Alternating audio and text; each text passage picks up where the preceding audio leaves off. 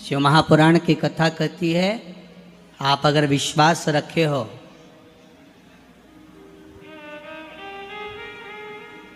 सफेद आंकड़े की जड़, जिस नारी का संतान नहीं हो, गर्भ नहीं ठहरा हो, सफेद आंकड़े की जड़, जिस देव अधिदेव महादेव की कथा जिस तुम्बरुका जी ने श्रवण कराई है, शंकर भगवान जिनके सामने बैठकर शिव पुराण की कथा सुन रहे हैं, उन तुम्बरुका जी का नाम लेकर शिवलिंग पे से 21 बार घुमाकर मंदिर में ही कमर पर 7वें दिन रजस्वला धर्म के जो बांध लेता है और एक पीपल का पत्ता अवधूतेश्वर महादेव का नाम लेकर शंकर पर चढ़ाकर उसको गाय के दूध में उकाल कर रात्रि को दोनों पति पत्नी अगर पीकर सोते हैं, 3 महीने में भगवान भोलेनाथ उसकी गोद भर देते हैं। ये शिव तत्व। शंकर देता जरूर है।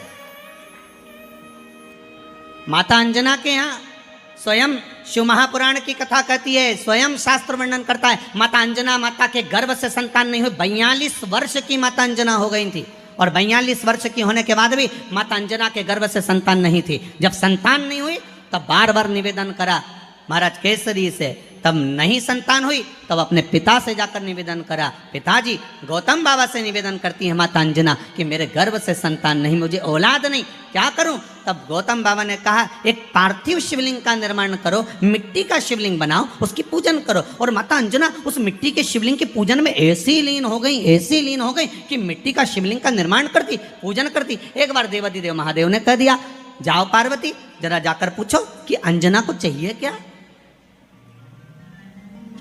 अंजना माता को चाहिए क्या। अच्छा, सारे देवताओं को सबसे ज्यादा टेंशन देवाधिदेव महादेव से रहता है, क्योंकि ये बिना सोचे बिना समझे किसको क्या दिया है कोई भरोसा ही नहीं होता।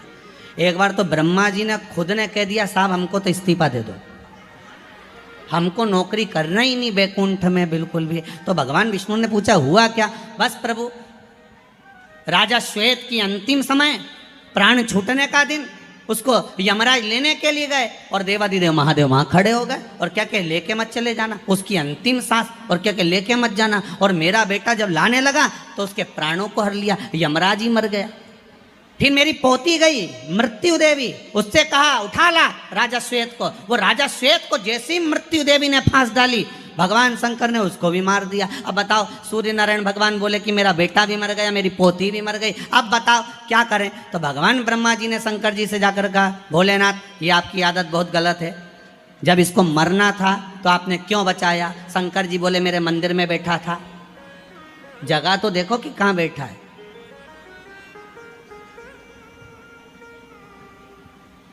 ब्रह्मा जी ने भगवान विष्णु से कहा हमको ये काम नहीं करना, आप तो हमारा इस्तीफा स्वीकार करो। भगवान विष्णु ने शंकर जी से कहा, भोलेनाथ जी अब इनके बेटे को, सूर्य नारायण के पुत्र को और पोती को जीवित करो। शंकर भगवान करे एक शर्त पर जीवित करूंगा, जहां मेरा भजन हो रहा हो, जहां मेरी कथा हो रही हो, अगर कोई महामृत्युंजय मंत्र का जाप कर रहा हो, श्री शिवाय नमस्तुभ्यम जप रहा हो, शंकर का पंचाक्षर मंत्र नमः शिवाय जप रहा हो, शंकर जी कहते हैं उस समय पर मृत्यु उसको ना घेरे।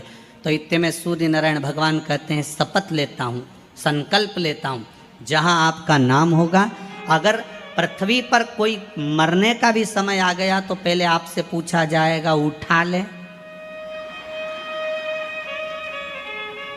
तुम बोलोगे तो बात दूसरी है। शंकर जी बोले हम बताएंगे तो उठाना, हम बोल दें अगर ये शंकर जी का नाम जप रही है और पड़ोसन नी जप रही है तो हम इशारा कर देंगे बाजू वाली को उठा ले। तुम टेंशन मत ले रहो, तुम तो शिव जपो। अब क्या सोचना, अब सोचो क्या। इसलिए शिव का धीमा बजाओ भोलानाथ डमरू।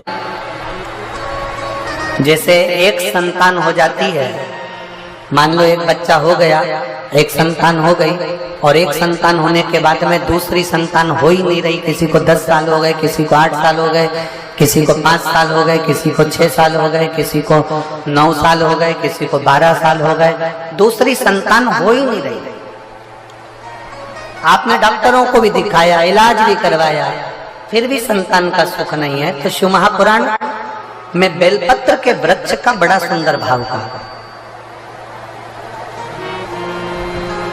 जिसको संतान का सुख नहीं है उसको सफेद आंकड़े की जड़ का प्रयोग करना चाहिए, और जिसके घर में एक संतान हो चुकी है और दूसरी संतान नहीं हो रही है, 8 साल 10 साल 15 साल 20 साल 22 साल हो गए और दूसरी संतान का अगर सुख नहीं है, तो उसके लिए बेलपत्री के वृक्ष के नीचे का एक भाव बड़ा सुंदर कहा गया।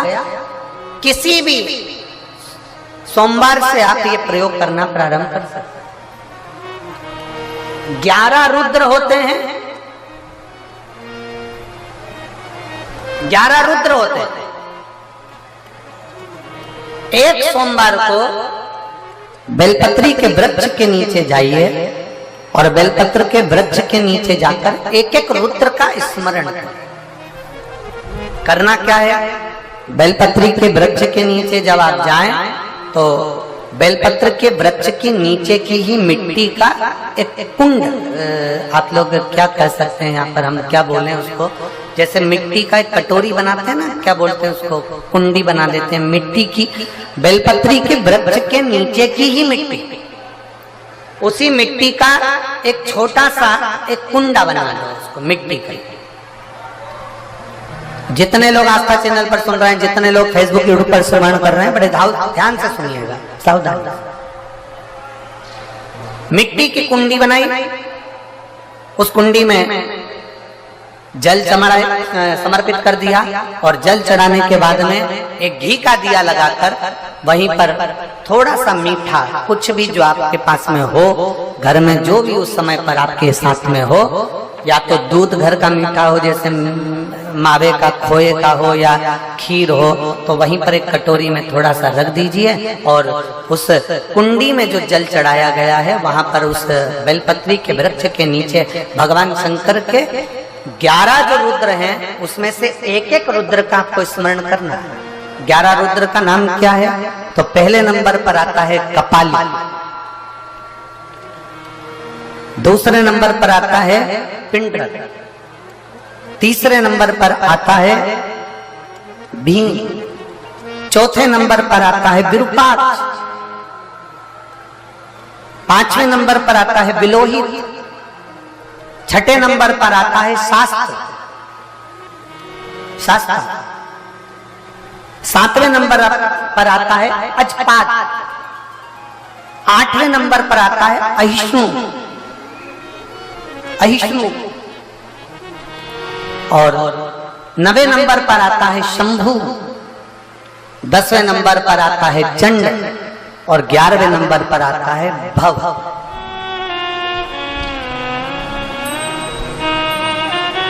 अगर अभी आप लोग नहीं लिख पाए हैं तो बाद में मोबाइल पर से कथा को पीछे खींचना, फिर उसमें से धीरे धीरे इसको लिखना।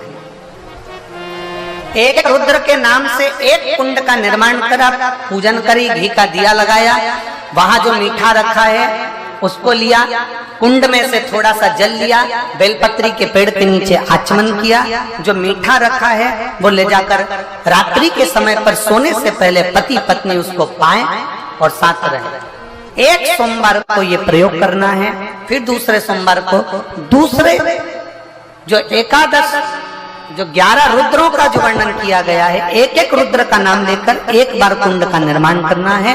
दूसरे सोमवार को जैसे एक बार आपने अगर कपाली नाम से पूजन करी, दूसरे नंबर पर पिंडरल नाम से पूजन करी, तीसरे नाम पर भीम नाम से, फिर आप विरूपाक्ष नाम से, ऐसे एक एक सोमवार करना है, 11 सोमवार। और 11 सोमवार जैसे तुम्हारे पूर्ण होंगे, भले 10 साल हो गए हो चाहे 15 साल हो गए हो, गर्भ जरूर फेरेगा और संतान की प्राप्ति जरूर। किसी किसी के यहाँ पर 11 रुद्र भी पूरे नहीं हो पाते हैं और गर्भ ठेर जाता है। लगभग 4-5 रुद्र पूरे होते हैं और गर्भ ठेर जाता है। तो आप जो 11 रुद्र हैं इनका स्मरण कर कर भी भगवान शंकर से प्रार्थना कर सकते, भगवान शिव से प्रार्थना।